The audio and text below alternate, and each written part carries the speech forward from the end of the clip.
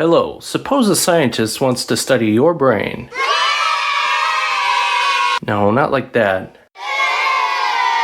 Luckily, living in the 21st century, you're going to have much better access to more non-invasive technology.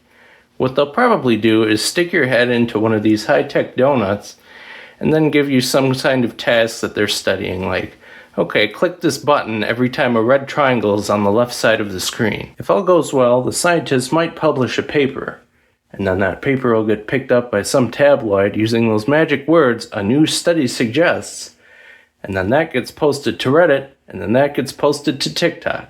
Congratulations, science has been achieved. But why I'm at the Teardown bench today is not to critique how we do science, or lack thereof, as the case may be, or really to discuss how MRI machines work. It's more a question of logistics, because it's right there in the name. MRI machines are really big magnets, probably the biggest magnet you're ever likely to encounter in your life. The room that the MRI machine is kept in usually has warnings all around it, warning you not to bring any magnetic items. I'm sure you've seen videos out there of what happens when you ignore this advice. You really don't want to be in one of those machines with anything magnetic on, around, or inside of you, which is one of many reasons why it's not healthy to eat paper clips.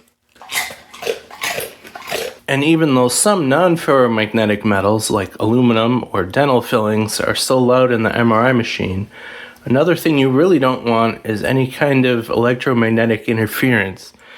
If you've ever seen MRI headphones, they are not constructed like these with a coil and a permanent magnet. Even though it would be possible to construct this using electromagnets, that still would create too much interference. The way real MRI headphones work is they have a thin tube in which the sound travels up, kind of like an old airplane headphone. With those limitations in mind, how can you possibly do experiments the way I've suggested? The button part is actually easy. You just make the entire button assembly out of plastic, all plastic components, and maybe use fiber optics so that you're just interrupting light signals.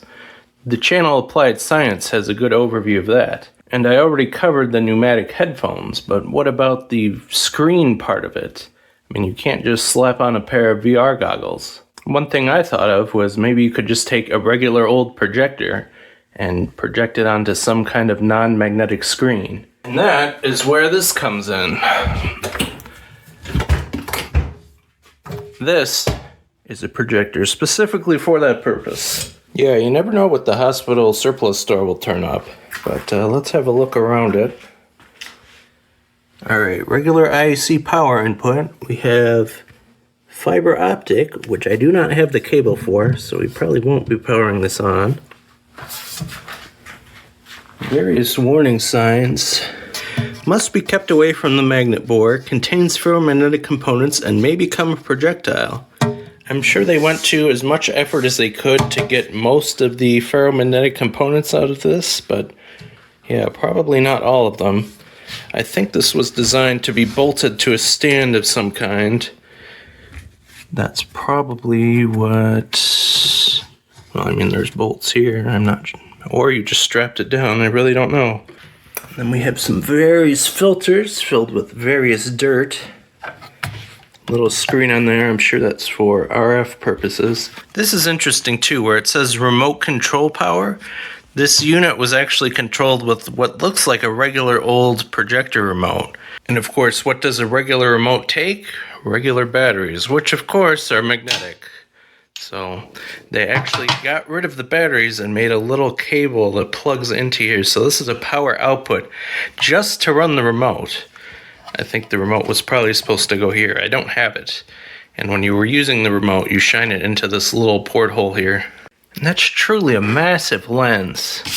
Here's a floppy disk for scale. It's a big one. Presumably this has all been tested to not contain any magnetic stuff either. Oh, and look at that. Caulk job on there, or something. Well, I mean, who am I to judge? I've made low quantity one-off stuff like this before. It ends up looking something like that, at least internally. It also comes with this little aperture thing. This is a real part, it's in the manual. This one's broken, one of the legs is broken off. Probably this got dropped. But they put that over there to reduce the light output I guess because a normal projector bulb is just too bright when you're shining it essentially directly into someone's eyes. I mean, it's not direct, but it's still closer than a normal projector, I think. Look at this thing. Was it amateur day at the machine shop? It's a little chewed up in there. I mean, I guess it only does need to block light, but still. And this looks like it's all non-magnetic. We got aluminum posts there. Plastic screws. Oh, that's interesting. We got Phillips, flat, flat. Always good to match things up. Now, why they didn't just pick a big lens that already has an aperture on it, I have no idea. Maybe they couldn't find one that was non-magnetic. As for bulbs, it does use normal projector bulbs. And in the manual very specifically calls out, like, don't replace this while it's in the magnet room with you. It could kill you. Oh, look, it's got the warning right here on this side. Do not attempt bulb replacement with the projector inside the magnet room. Fatal injury. That's probably good advice. If you can avoid being killed by a light bulb, probably worth it. And looks like the light bulb is right there behind this grill. But yeah, that's a fairly normal looking projector bulb. This one says old, replaced in 2011, but still works. So this is probably not, I bet they upgraded this to like an HD unit or something. You also get this thing, which is like the sender unit that's outside of the magnet room. Interestingly, that's all plastic too, although, I mean, this thing will be an off-the-shelf project box of some kind. Let's see what we got. Another place for you to use your remote control. Shine it in there. There's the receiver. Yeah, just cut a hole in there. That's good. Good enough. Some LEDs. Power switch. Another switch. More nothing. 9 volts, 500 milliamps. Okay. There's where the fiber is. Now it does look to be 2 fibers. So I'm probably not going to try it. I don't have any 2 fiber cables. DVI input. Barrel jack connector. And that's it. So this is where you'd send in your triangle animation program or whatever you want them to see in there. I suppose I'll do this one first, just to build the suspense. Aha! 2 there, I bet. There's 2 more under here.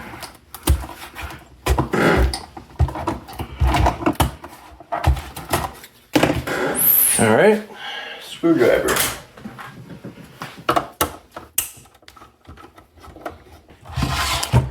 Alright, let's see what's in here. Oh, I see. They made the top and bottom the same piece. Probably have to take off that screw though.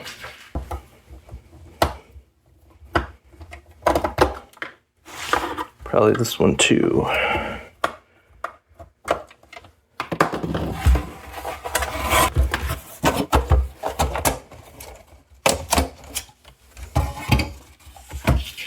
Alright, what do we got? Not a lot. Looks like, you know, there's some fiber stuff in here. Oh, you know what? I bet I can plug this right into the other thing, maybe. Maybe. Looks like most of it is based around this little converter that takes DVI straight to fiber. That'd be an off-the-shelf thing right there. And there's other stuff going on here, so this area here is probably just to receive and process the commands from the IR remote. What do we got there? It's a PIC 16. And some other logic, 8-pin thing, 74 series logic. There's some fiber stuff, and whatever output is there. Thing that, I don't know, combines multiple beams. I'm sorry, I know nothing about fiber. Along with a bunch of extra connectors for the fiber. which I guess they aren't using. So we got 4 here, and probably an input and output here. So 6 fibers to 2 fibers. Not sure how that works, but whatever. And lastly, a couple of switches, epoxy down window, some LEDs. Ooh, one of those little red buttons. They make good buttons. Alright, now it's on to this. I guess I can start by trying to take the lens off. See if that works. Is this screwed? Should be, yep, I think so.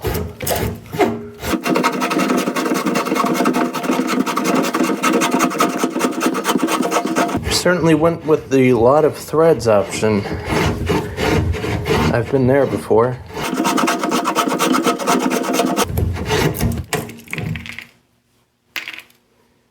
Okay, that's a big lens. Is that zoom? Or focus? Probably focus. Or is this focus? Or that's back focus. This is probably regular focus. That's interesting. The manual mentions a zoom, though. Though I don't see a ring for zoom unless this slides, which I don't think it does. Yeah, plastic retainer. Can't be magnetic. And then within the hole we see... Oh, that just looks like a bare DLP chip in there. And a lot of empty space. And I don't see any other way to open this. Looks like it's time for the 100 screw challenge. I mean, look at all those screws. That's for RF reasons, no doubt. Alright. Alright, this will be any percent glitchless. Ready? Go.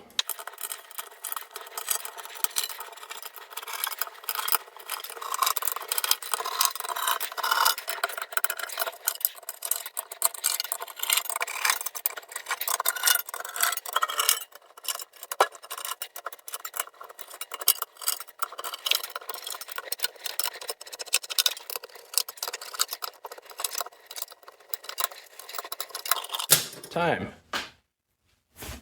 Personal best, but not quite frame perfect. Yeah, let's see what's under that cover.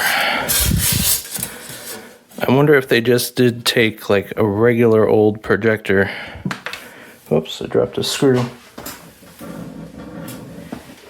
If they just took a regular old projector and put it in an RF shielding case.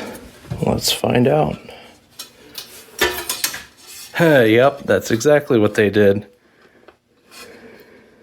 Ooh, light pipes. Alright, well there's certainly some things to see in here. We have what is very clearly a COTS projector with the bottom half of the shell still on. That they hacked up in various ways. Put a different lens on. Okay. Top cover is missing. I'm not sure how they're dealing with the airflow. Maybe it doesn't matter. Outlet fan there, inlet fan here. This here might be another outlet. Yeah, probably the air blows out there from the projector. Switch mode power supply. Probably 12 volts for the fans. And what's going on there? That's the outlet for the remote control. Is that like a big resistor? Hello, dog.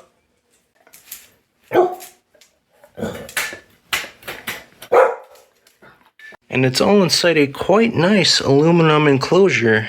In fact, I'm sure they did. Is this welded? 1, 2, 3, maybe.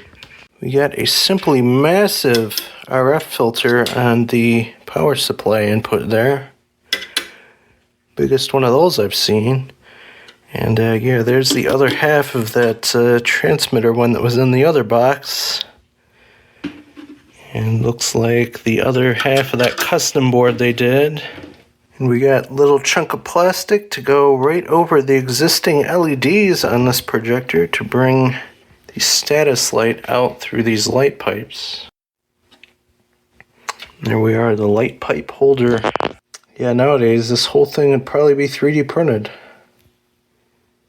But nope, we need caulk and plastic screws. Hey, if it works. And the COTS projector is just plugged in with its own IEC connector. Oh, this is good. That's clever right here. Look what they're doing. So that port there is what you're supposed to shine the remote control light in. Goes around, shines into the IR receiver on the existing thing. And then the same with the fiber. I guess they were retransmitting the IR codes. And hey, it's already light, so let's just shine it through this coupler thing right into there.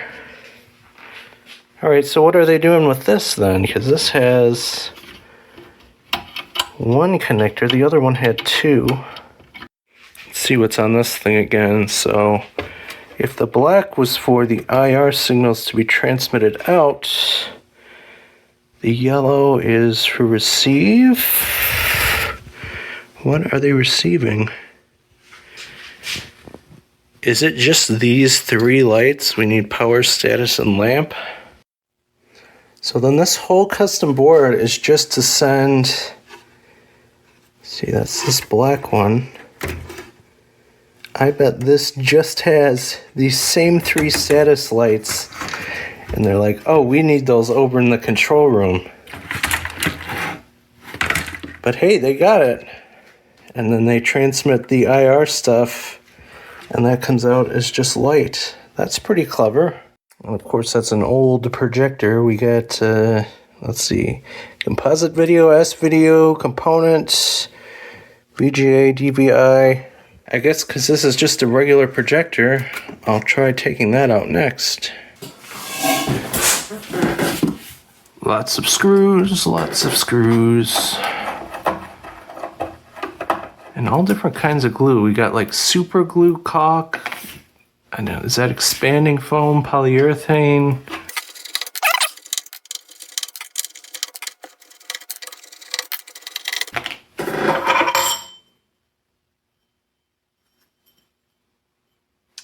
That took a little bit of machining time. Nice custom holder there. But you know what I'm not seeing is any kind of like RF gasket around here. I guess maybe they didn't need it, or hey, maybe we'll just use a whole bunch of screws. And of course I forgot to check, but are these screws magnetic? Oh, actually they're a little bit magnetic. Stainless of some kind, I'm sure. On the bottom, it's flat screws. Brass, so that's not going to be magnetic either.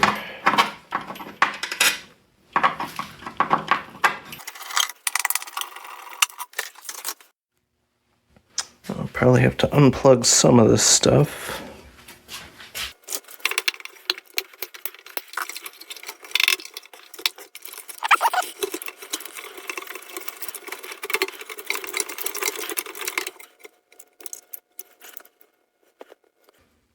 There it is.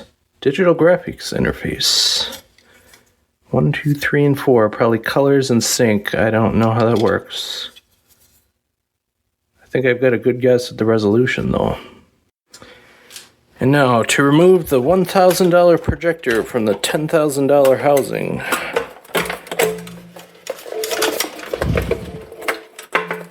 What do we got? NEC HT 1100. Manufactured February 2005. Alright. Yeah, there's not much left in the case after that. 2 fans, some holes. Oh, look at this thing. It's like, oh yeah, we need a standoff there. That would be for this guy. Oh, you know what? I think the zip tie was on here. Yeah, they just don't want it wiggling around. And these probably line up with the mounting holes on the bottom of the projector. Let's see. 1, 2, yep. Oh look, they even left the handle.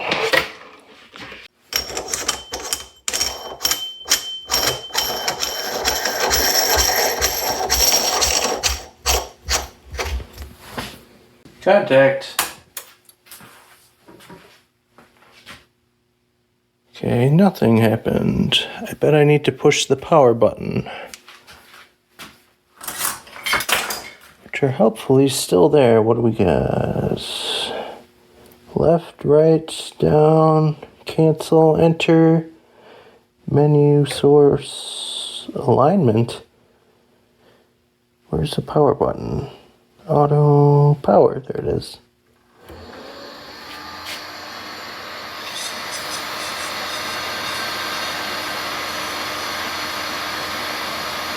Alright, sounds like a DLP. It's got a color wheel in it. I mean, we saw the DLP chip earlier. I guess that's not that much of a surprise. And actually, now that we can see inside it, how much of the optics did they take out? It looks like it's just the lens. Most of the other lenses in there are things I kind of expect to see. Alright, let's try this dusty magnifying glass.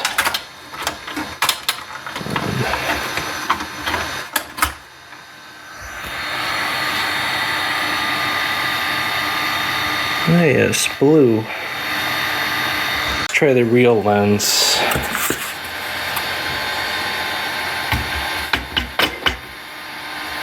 Now I wonder if this is like some kind of super short throw deal or what.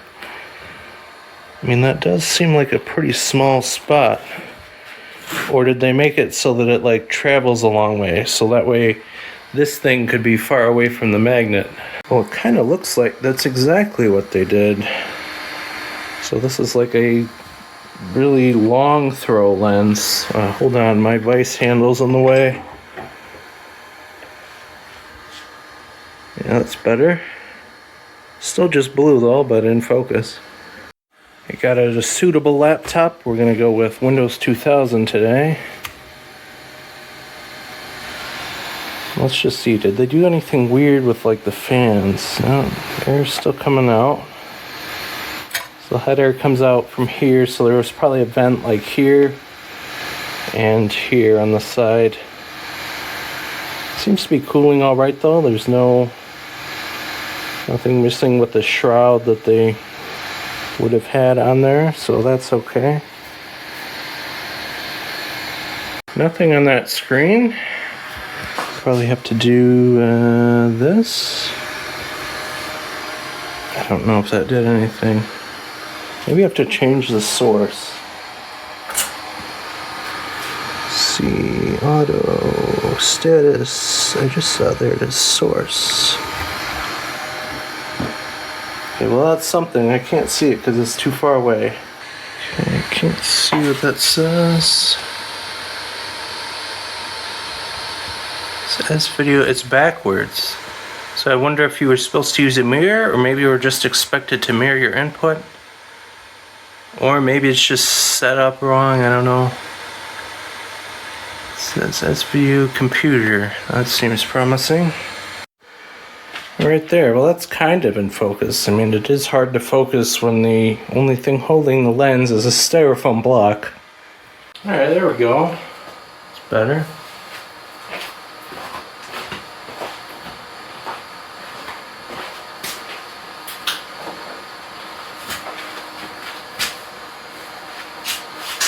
And what can I say? It's a projector.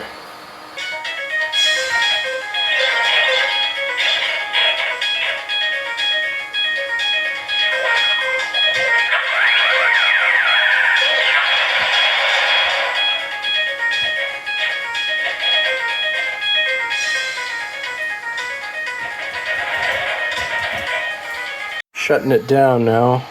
And something I missed earlier, these are RGB LEDs, and sure enough, on the receiver thing, they are also RGB, or at least multicolored LEDs, and that's why they have so many wires here. So I guess it was somewhat important for them to be able to see those lights, which is why they went through the effort to make this board. Now, just for completeness, let's see what happens when you power up this thing.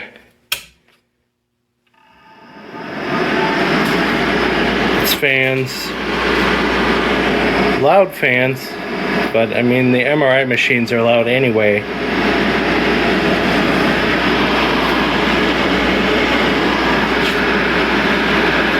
It's a decent amount of air. And there you have it. That is how you turn an ordinary old regular computer projector from 2005, probably intended for projecting like business reports or something, into something that you use for brain science. Pretty cool. See you next time.